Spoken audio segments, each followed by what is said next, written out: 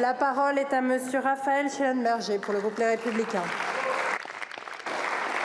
Merci beaucoup, Madame la Présidente. Monsieur le Premier ministre, vendredi dernier, devant quelques associations réunies sans aucune légitimité démocratique, vous avez répondu à une question que nous sommes beaucoup ici à nous poser depuis 2 mois.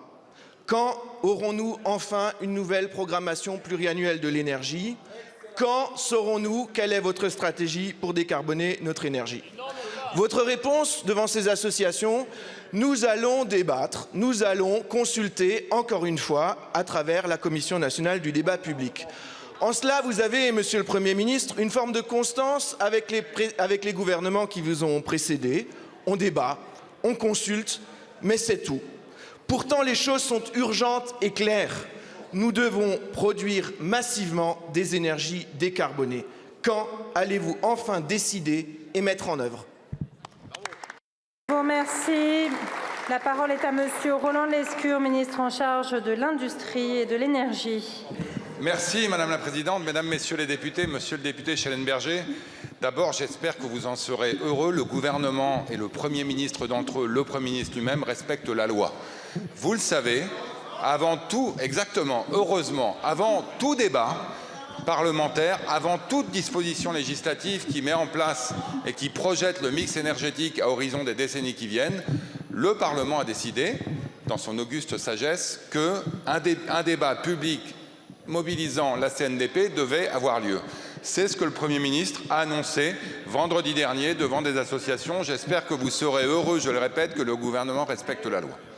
Par ailleurs, vous le savez, un certain nombre d'autres concertations, d'autres débats ont eu lieu ces derniers mois pour évoquer avec des représentants des pouvoirs publics, des entreprises, des parlementaires, des élus locaux, l'évolution de notre mix énergétique. Ce débat, il doit se poursuivre.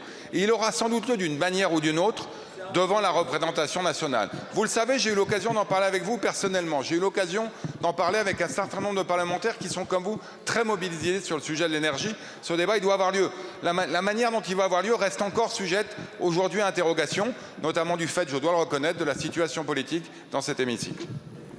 Je vous remercie, Monsieur le ministre. Monsieur Schellenberger. Monsieur le ministre, ça fait 2 ans que des consultations tout azimut sont organisées, que vous êtes incapable de trancher, de vous positionner sur la vision que vous avez. Nous devons produire des énergies décarbonées. 2 ans de consultation, il faut maintenant décider, parce que vous respectez la loi. Que dit la loi aujourd'hui? La loi aujourd'hui, elle dit par exemple qu'il faut encore, d'ici à 2035, fermer 12 réacteurs nucléaires. Est-ce que c'est cette loi, Monsieur le ministre, que vous voulez respecter?